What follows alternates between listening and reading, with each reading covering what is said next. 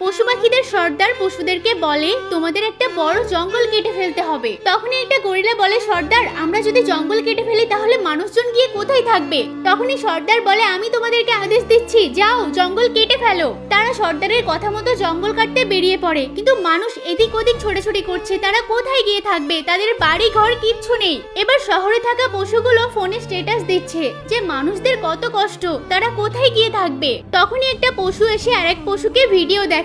তারা তো সেই ভিডিওটা দেখে মানুষদের দুঃখের কথা ভুলে যায়। এরপর দেখা যায় রাস্তায় একটা মানুষ বসে আছে, আর এই পশুগুলো তাকে নিয়ে মজা করছে আর বলছে দেখ দেখ মানুষটা কত কিউট। তখনই একটা পশু এই মানুষটার কাছে যায় আর মানুষটা রেগে গিয়ে তাকে কামড়ে দেয়, আর সেখানে একটা পশু পুলিশ চলে এসে মানুষটাকে গুলি করে দেয়। আসলে এটা একটা বড় স্বপ্ন ছিল।